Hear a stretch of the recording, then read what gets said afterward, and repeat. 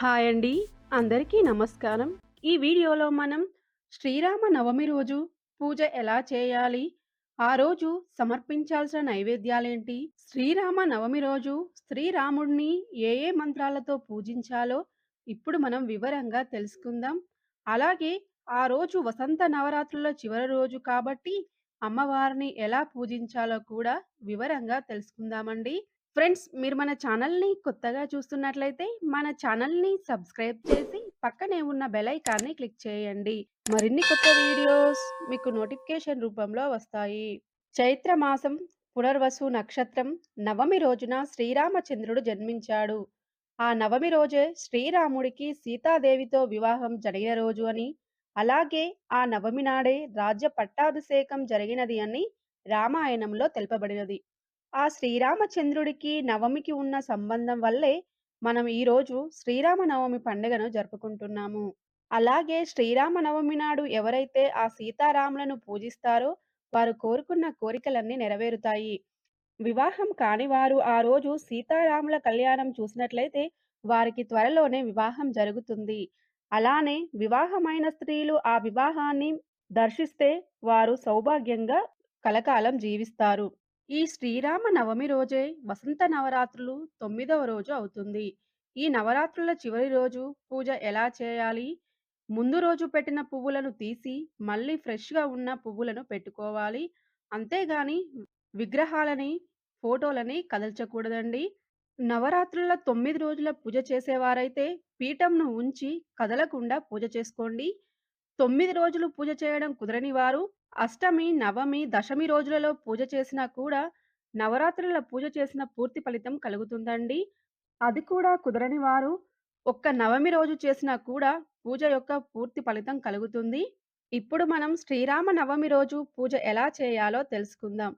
శ్రీరామ నవమి రోజు ఉదయాన్నే నిద్రలేచి ఇల్లంతా శుభ్రం చేసి, తలస్నానం చేసి, ఇంటి ముందు ముగ్గులు పెట్టి, గడపలకి పసుపు, కుంకుమ, తోరణాలు కట్టి, పూజా మందిరంలో పీఠమును ఏర్పాటు చేసి, ఆ పీఠం మీద వస్త్రాన్ని పరిచి, ఆ వస్త్రం మీద సీత, రాముడు, లక్ష్మణుడు, ఆంజనేయుడు కలిసి ఉన్న ఫోటోని గాని, విగ్రహాన్ని గాని పెట్టుకోవాలి. అలాగే ఇది నవరాత్రులలో చివరి రోజు కాబట్టి లలిత అమ్మవారి ఫోటోని గాని, లక్ష్మీ అమ్మవారి ఫోటోని గాని పెట్టుకొని, ఆ ఫోటోలకి, విగ్రహాలకి గంధం, కుంకుమ బొట్లు పెట్టి పువ్వులతో అలంకరించాలి. తర్వాత మనం ఏ పూజ చేసినా ముందుగా వినాయకుడిని పూజిస్తాము కాబట్టి, వినాయకుడి విగ్రహాన్ని పెట్టుకోవాలి. అలాగే అమ్మవారి విగ్రహాన్ని కూడా పీఠం మీద పెట్టుకొని, దీపారాధన కుందులు, పంచపాత్ర, కలశం కలశం పెట్టే ఆనవాయితీ ఉన్నవాళ్ళు కలశం పెట్టుకోవచ్చండి. ఆనవాయితీ లేనివారు కలశం పెట్టుకోకున్నా కూడా పూజ చేసుకోవచ్చు.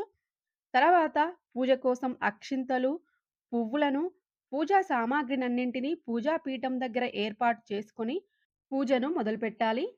ముందుగా దీపారాధన చేసి, దీపాలపైన అక్షింతలు గాని, కుంకుమను గాని వేసి నమస్కారం చేసుకోవాలి.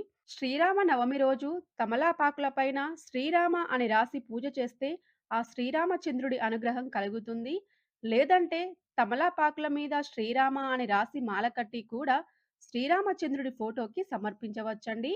ముందుగా మనం ఏ పూజ చేసినా గణపతిని పూజిస్తాము కాబట్టి గణపతికి షోడచోపచార పూజ చేయాలి. ముందుగా గణపతిని పీఠం మీదికి ఆహ్వానించి ఆసనం సమర్పయామి అంటూ ఆసనాన్ని సమర్పించి, అర్ఘ్యపాద్యాలను సమర్పించి, స్నానాన్ని సమర్పించి, అక్షింతలు, పువ్వులను సమర్పించి, నైవేద్యం సమర్పించి ఆరతి ఇవ్వాలి. తర్వాత కొన్ని అక్షంతలు, పువ్వులను చేతిలో తీసుకొని, పూజలో ఏమైనా తప్పులు ఉంటే క్షమించి, పూజను సంపూర్ణంగా జరిగేలా చూడు తండ్రి అని కోరుకోవాలి.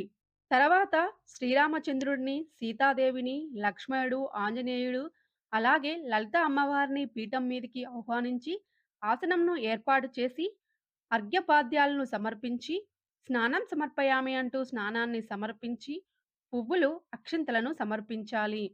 ముందుగా అమ్మవారికి షోడచోపచార పూజ చేసి, అమ్మవారి యొక్క అష్టోత్తర శతనామావళి చదువుతూ, చిల్లర పైసలు, అక్షింతలు, గోమతి చక్రాలు, లక్ష్మీ గవ్వలు, రూపాయి నాణేలతో పూజ చేయాలి. అమ్మవారి యొక్క పూజ పూర్తయిన తర్వాత అమ్మవారికి నైవేద్యం సమర్పించి, ఆరతి ఇచ్చి, తాంబూలం సమర్పించాలి. తర్వాత శ్రీరామచంద్రుడిని, సీతాదేవిని, లక్ష్మణుడు, ఆంజనేయ స్వామిని పీఠం మీదికి ఆహ్వానించి షోడశోపచార పూజ చేయాలి. తులసి ఆకులంటే శ్రీరామచంద్రుడికి ఇష్టం. బిల్వ పత్రాలంటే సీతాదేవికి ఇష్టమండి. మీకు వీలైతే తులసి ఆకులు, బిల్వ పత్రాలతో శ్రీరామనవమి రోజు పూజ చేయండి. తర్వాత శ్రీరామ అష్టోత్తరము, శ్రీరామాష్టకము వంటి శ్లోకాలను చదువుతూ సన్నజాజి పువ్వులతో గాని, తామర పువ్వులతో గాని పూజ చేయాలి. తామర పువ్వులు, సన్నజాజి పువ్వులు లేకపోతే ఏవైనా పువ్వులతో గాని, మీ దగ్గర ఉన్న ఏ పువ్వులతో గాని, అక్షింతలతో గాని పూజ చేయవచ్చండి. ఈ శ్లోకాలు చదవడం రానివారు శ్రీరామ అనే నామాన్ని 108 సార్లు చదువుతూ పువ్వులు, అక్షింతలతో పూజ చేయాలి. ఇక శ్రీరామ పట్టాభిషేకం అనే అధ్యాయనం పారాయణం చేయడం ద్వారా శుభ ఫలితాలు కలుగుతాయి.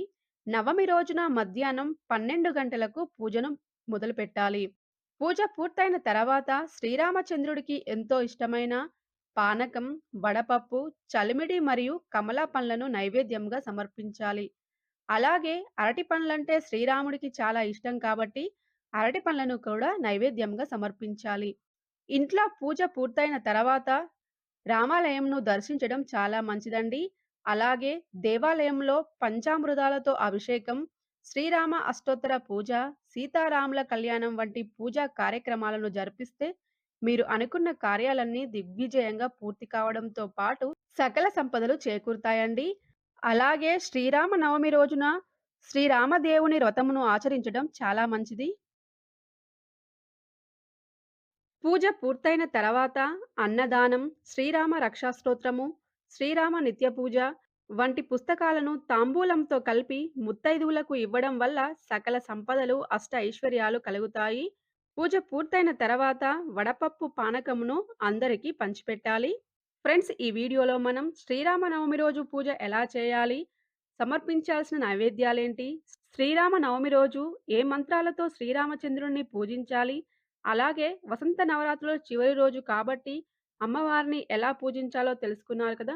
ఫ్రెండ్స్, మీకు ఈ వీడియో నచ్చినట్లయితే లైక్ చేయండి. మన ఛానల్‌ని సబ్స్క్రైబ్ చేయండి. Thank you for watching.